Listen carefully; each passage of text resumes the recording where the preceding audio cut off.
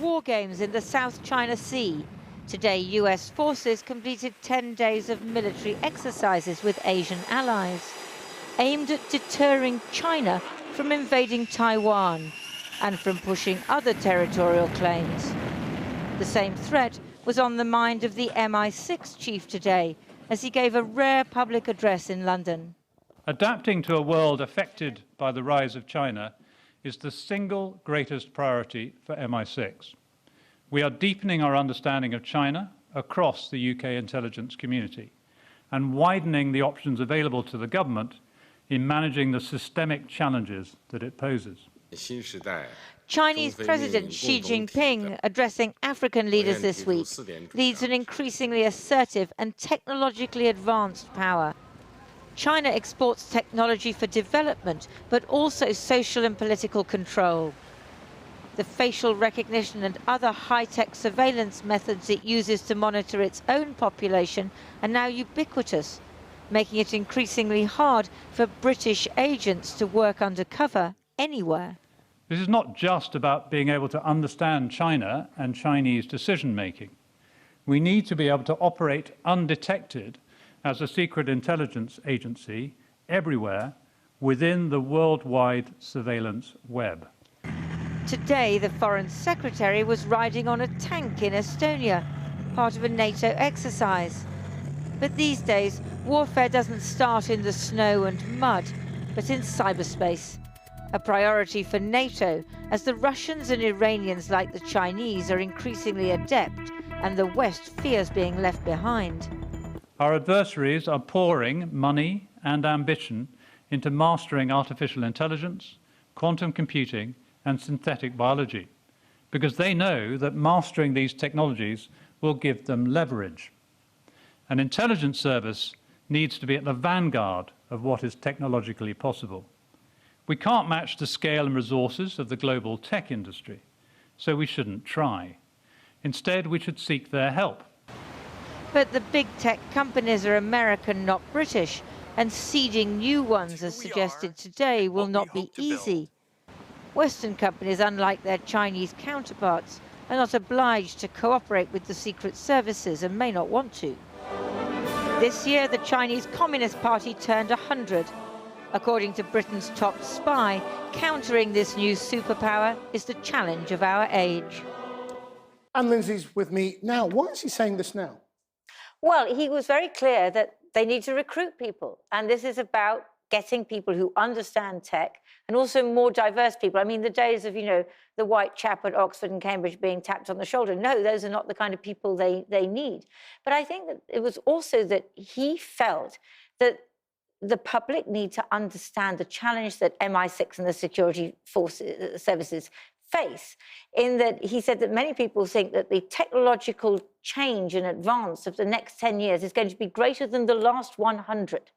So that is massively difficult and challenging for them.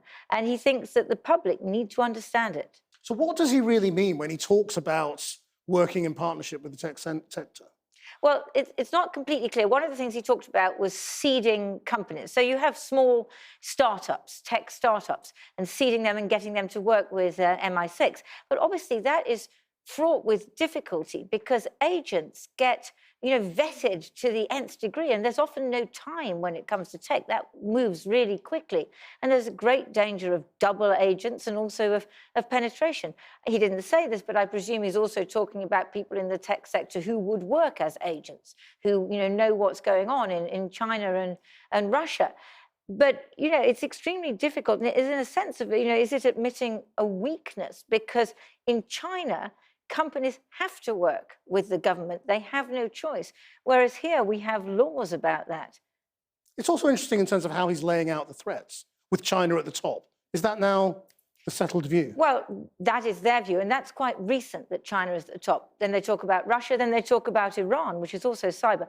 But terrorism hasn't gone away, and I think this is really important because he talked about how difficult Afghanistan was, because now there are no British or American forces there. What about the Secret Service agents? Well, they're not there either. And he said that now, if Al-Qaeda starts to regroup in Afghanistan, and there's a great fear that they will do that and pose a threat to the West, then it's outside in. In other words, Britain is on the outside looking in through drones and other methods, but nothing makes up for what they call human intelligence, people on the ground. And we have far fewer in Afghanistan than we used to do. So that was another message. People, it comes down to people, and people who can be trusted, and people who provide the information that is needed, and people who are in greater danger than ever before. Lindsay Hilson. Well, earlier I spoke to cybersecurity and information warfare expert Elizabeth Braw from the Royal United Services Institute and from the International Institute for Strategic Studies, and a man who spent 3 decades in the Secret Intelligence Service MI6, Nigel Inkster. A casual observer might say, here we have the head of our security services revealing a massive flaw in our security structures. Is Richard Moore wise to point this up?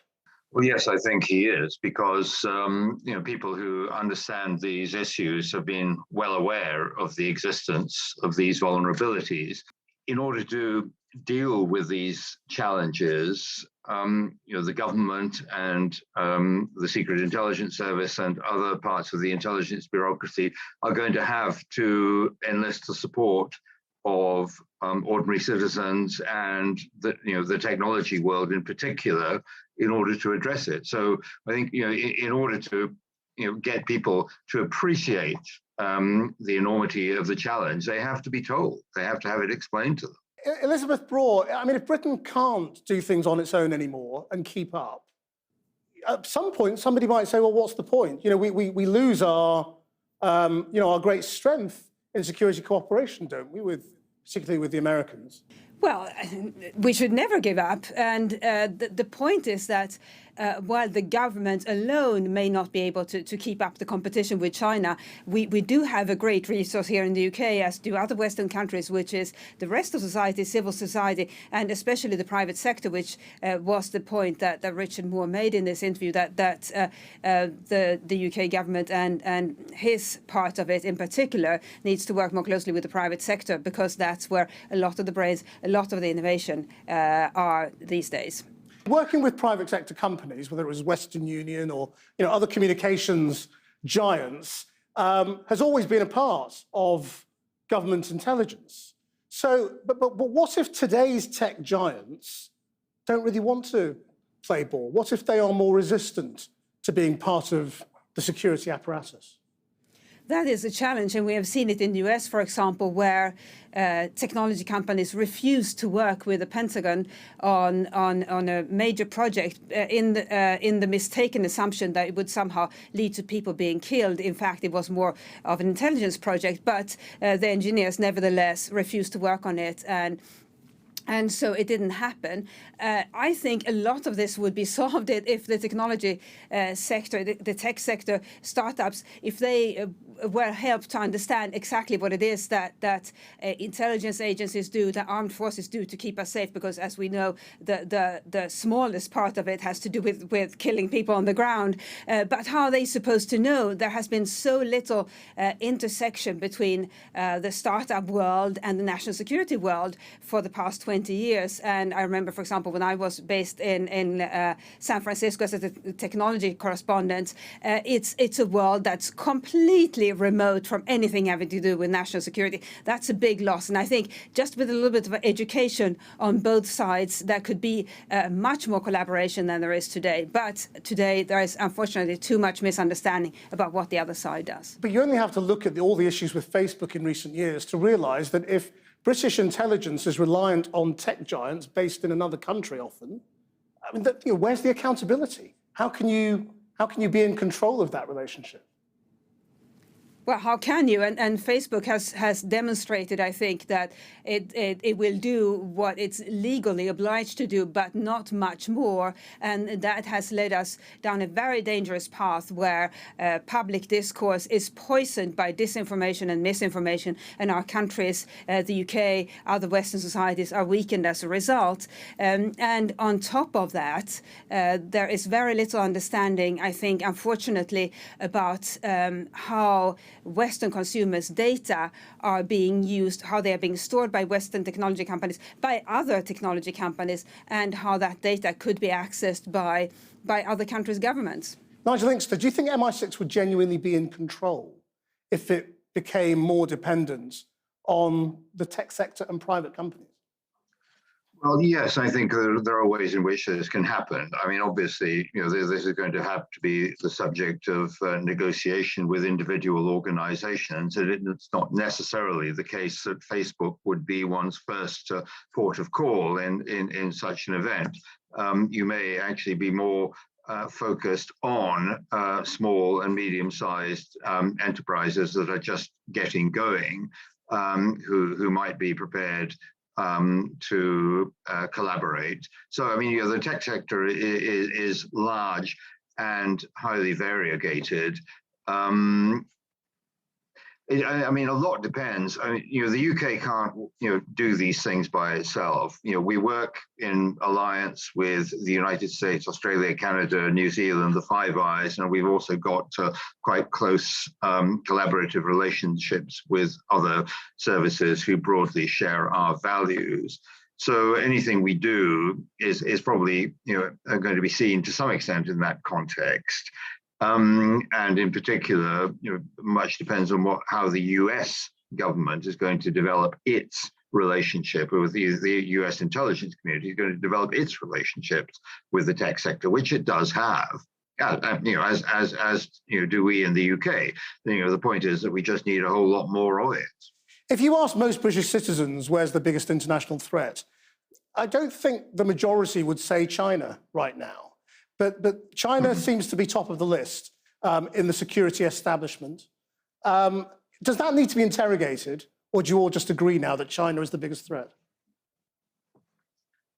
It depends how you define the threat. In terms of kind of immediacy, maybe not, insofar as if the UK is going to be subject to sort of hostile military kinetic attack, Russia is a more likely candidate.